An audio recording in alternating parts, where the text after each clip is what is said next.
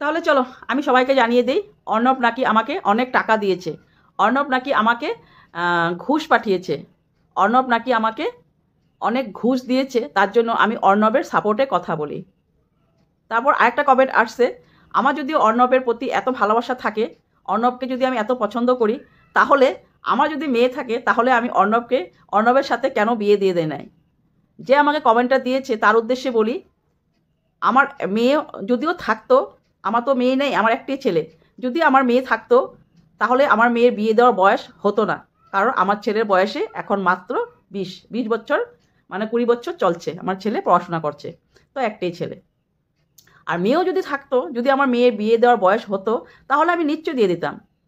আমি অর্ণবের মতন ভালো ছেলে যদি পেতাম, তাহলে আমি আমার মেয়েকে আমি দিতে একটুকু পিছিয়ে হাঁটতাম না, সত্যি আমি দিয়ে দিতাম। কারণ আমি এখন পুরা খবর চলে আসছে আমার কাছে, অনেকে কমেন্ট করে, সব কমেন্ট আমি শো করি না, এরকম কমেন্ট আসে আমার কাছে যে অর্ণবের বিষয়ে আমি অনেক প্রচুর প্রচুর কথা জেনে গিয়েছি। আর তুমি কমেন্ট করে আমাকে বলেছো যে আমি নাকি অর্ণবের থেকে ঘুষ খেয়েছি। এখানে ঘুষের কোনো কথা চলে আসে না, এখানে টাকা পয়সার কোনো কথা চলে আসে না, যেহেতু এটা ওয়াইটিতে মিথ্যা কথা বলাটা ঠিক নয়। যে মিথ্যা কথা বলে আর আমরা এখানে বসে আছি, বৃষ্টি যেভাবেই হোক কন্টেন্ট দিয়ে যায়, সেই কন্টেন্টটাকে আমরা এইভাবে কেড়ে নিয়ে আসি, নিয়ে কোন কোন জায়গায় ভুল বলছে, কোন কোন জায়গায় মিথ্যা বলছে, সবগুলো আমরা তুলে ধরার চেষ্টা করি।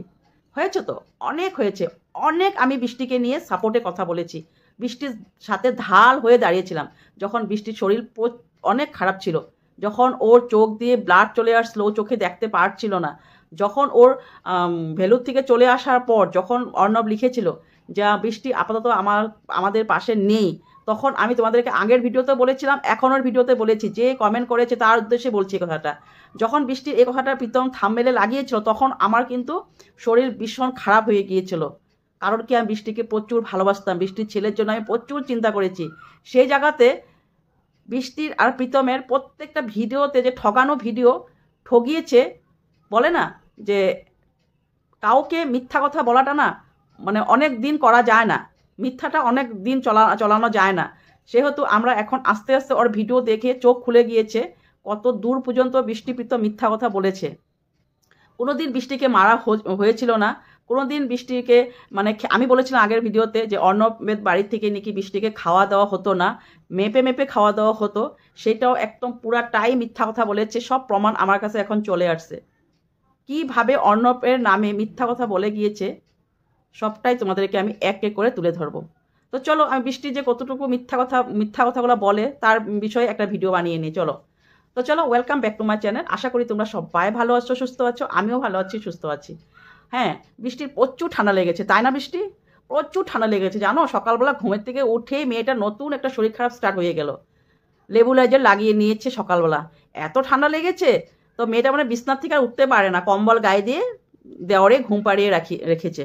তারপর লেবুলাইজার লাগানো আমাদেরকে দেখিয়ে নিয়েছে। তারপর তো কি হলো, তারপর তো সেই কোথায় গেল ওর ঠান্ডা, কোথায় গেল কি, এখন নতুন বিয়ের রস উঠছে তো তার জন্য, তো এখন ও কি করলো, বাস চলে গেল এসে ঘুরতে। ওটা তো তোমাদেরকে বলেছি, সেটা নতুন পুরোনো কথা বলবো, নতুন করে বলছি যে কালকের ভিডিওতে দেখলাম নাকি পরশু না কালকের ভিডিওতে ছেলের পা ভেঙে গিয়েছে, এখন ছেলেকে নিয়ে নতুন কন্টেন্ট চলে আসছে, ছেলেকে ক্যামেরার সামনে নিয়ে এখন নতুন করে ইনকাম করতে চলে আসছে। আর এটা কিন্তু আমি সবাইকে বলে যাচ্ছি বা এখনও বলবো, বাচ্চা নিয়ে ওয়াইটিতে আসা কিন্তু ঠিক নয়, বাচ্চাকে নিয়ে এইভাবে ভিডিও করাটা ঠিক নয়, বাচ্চাকে নিয়ে এইভাবে মানে ভবিষ্যৎ নষ্ট করা হচ্ছে বৃষ্টি, বাচ্চাকে নিয়ে পুরো ভবিষ্যৎটা নষ্ট করে দিচ্ছে। ছেলের এত মানে পায়ের ব্যথা, হ্যাঁ কোন জায়গায় পায়ের ব্যথা আমাদেরকে দেখানো হয়নি, খালি বলা হলো যে পায়ে ব্যথা পেয়েছে, কোন জায়গায় ব্যথা পেয়েছে অর্ক বলে না। অর্ক ভীষণ চাপা ছেলে, অর্ক ভীষণ চাপা ছেলে, কখনো কিছু বলে না। তো কি করে বলবো, অর্ক ভালো করে জেনে যাচ্ছে যে নিজের বাবা তো প্রীতম নয়, নিজের বাবা তো অর্ণব, ওর মনে যে কতটা দুঃখ, ওর মনে যে কতটা মানে কষ্ট হচ্ছে, ওই কিছু বলতে পারছে না, যেহেতু মা রয়েছে পাশে, কিন্তু নিজের বাবা তো পাশে নেই, নিজের বাবা তো পাশে নেই, ও তো মনে মনে চাপা দিয়ে রাখছে যে আমার বাবা তো এটা না, এটা তো আমার কাকা। ঠিক বলছি কি না প্রীতম বৃষ্টি? এটা তো আমার কাকা, আমি কাকাকে কেন বাবা ডাকছি, আমাকে মা ফোর্স করছে ডাকার জন্য, বাবা ডাক, কাকাকে বাবা ডাক। ছেলে তার জন্য ডেকে যাচ্ছে কাকাকে বাবা, আর বাবাকে তো পাশে পাচ্ছে না, সেই জন্য ছেলেটা ভিতরে ভিতরে চেপে চেপে কখনো ওর দুঃখগুলো বলতে পারে না, সেই জন্য ও যে মানে ব্যথাগুলো পেয়েছে সেগুলো ও বলতে পারছে না। তারপর যে সেটা নিয়ে একটা বড় মিথ্যা কথা বললো বৃষ্টি প্রীতম। ছেলে যদি এত ব্যথা পেয়েছে তাহলে ঠাকুমা দিদার বাড়িতে গিয়ে কিভাবে আসন করে বসে টিভি দেখছে সেটা বলো, কিভাবে আসন করে বসে টিভি দেখছে? নতুন বাচ্চাকে নিয়ে নতুন মানে নাটক শুরু হয়ে গিয়েছে তোমাদের, না? তারপর আমি বলছি এত ঠান্ডা লেগেছে, বাইকে উঠে বাগানের রাস্তা দিকে ঘুরিয়ে ঘুরিয়ে ঘুরিয়ে ঘুরিয়ে প্রীতম নিয়ে যাচ্ছে আর দেখিয়ে যাচ্ছে প্রীতম এখানে আমি আসছিলাম, আগে এখানে আমি আসছিলাম। যেহেতু বৃষ্টি বলল যেহেতু আমি এই রাস্তাগুলো কোনোদিন আসিনি, তার মানে এই রাস্তাটা বৃষ্টির বাপের বাড়ি যাওয়ার রাস্তা না। ওরা ঘুরিয়ে ঘুরিয়ে ঘুরিয়ে ঘুরিয়ে বাগানের ভিতর দিকে ঘুরিয়ে ঘুরিয়ে যাচ্ছে, কারণ নতুন প্রেম জাগছে এখন। তারপর আবারও অভির বাইকটা পেয়ে গিয়েছে, কি চিন্তা। তারপর গেল বাবার বাড়ি মার বাড়িতে, দেখালো আমাদেরকে মা বাড়িতে গিয়েছে। মেয়েটার এত ঠান্ডা লেগেছে, বৃষ্টির এত ঠান্ডা লেগেছে, মানে কি বলবো, 2 দিন 3 দিন দেখিয়েছে আমাদের, লেবু নাজেল লাগিয়ে রয়েছে মুখে নাকের মধ্যে। সেই মেয়েটা দেখলাম মা সন্ধ্যা দিয়েছে, সন্ধ্যা হয়ে গিয়েছে, মা দেখলাম ধূপদানি দেখাচ্ছে।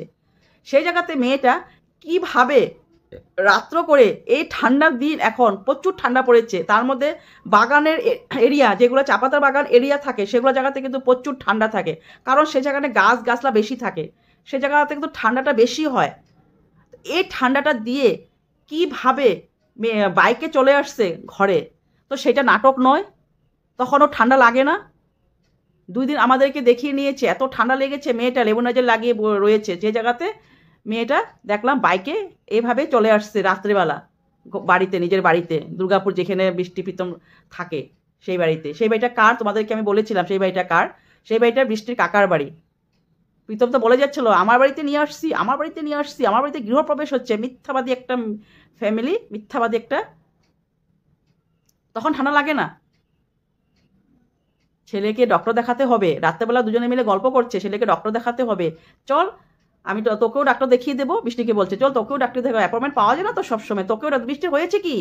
বৃষ্টি তখন বেশ সুস্থ, বেশ খাওয়া দাওয়া করছে, বেশ ভালো, সব জায়গায় ঘুরছে, নিজে নিজে হেঁটে হেঁটে সিঁড়ি বেয়ে বেয়ে উপরে উঠছে সিনেমা দেখার জন্য, সিঁড়ি বেয়ে বেয়ে নামছে। তো বৃষ্টির হচ্ছে কি? বৃষ্টি কিসে ডাক্তার দেখাবে? বৃষ্টি তো হাঁ করে তাকিয়ে রয়েছে, এটা হবে পরে হবে, বৃষ্টি বললো। আজকে প্রীতম বললো না, ডক্টরের কাছে যেতে হবে অর্ককে নিয়ে, অর্ককে ডক্টরটা দেখিয়ে নেবো, দেখি কি হয় অর্কর, তোকেও দেখিয়ে দেবো। বৃষ্টির হয়েছে কি? কি দেখাবে বৃষ্টি? দেখানোর কি রয়েছে? নাটক সব। রাত্রেবেলা ঘুমের ঠিক উঠেছিস? রাত্রেবেলা ওষুধ খেয়েছিস? রাত্রেবেলা ওষুধ খেয়েছিস? সাথে একটা রুমের মধ্যে ঘুমাচ্ছে, আবার সেটা জানে না বৃষ্টি ওষুধ খেয়েছে কি না। অন্ধকারে বৃষ্টি ওষুধ খাবে নাকি? লাইটটা জ্বালালে তো ঘুমটা ভেঙে যাবে, তখন বুঝবে না ওষুধ খেয়েছে কি না। যে আমায় কমেন্ট করেছে তার জন্য আজকে ভিডিওটা বানিয়েছি। তোমরা ভালো করে ওর ভিডিওগুলো দেখো, কোন কোন জায়গায় ও যে মিথ্যা কথা বলে। জাগো, এখনও তোমাদের এই অন্ধকারে থাকার সময় নেই। যাদের খুব প্রয়োজন ভিউ দেওয়ার জন্য তাদেরকে ভিউ দাও। রিঙ্কি লাইফস্টাইল ওদেরকে দাও, রিঙ্কি লাইফস্টাইলের হাজব্যান্ডের কি অবস্থা তাদেরকে দাও, এদেরকে না দিয়ে, এই নাটকবাজগুলাকে না দিয়ে। তো চলো আজকের মতো এখানে, সবাই ভালো থাকো, সুস্থ থাকো, সাবধানে থাকো। নতুন একটা ভিডিও নিয়ে আবার তোমাদের পাশে চলে আসবো। আর কমেন্ট করতে ভুলো না, নেগেটিভ পজিটিভ যেটাই হোক কমেন্ট করো, কমেন্টের অপেক্ষা রইলাম। আর প্লিজ আমার চ্যানেলটাকে লাইক শেয়ার সাবস্ক্রাইব করে দিও। Good night, bye bye.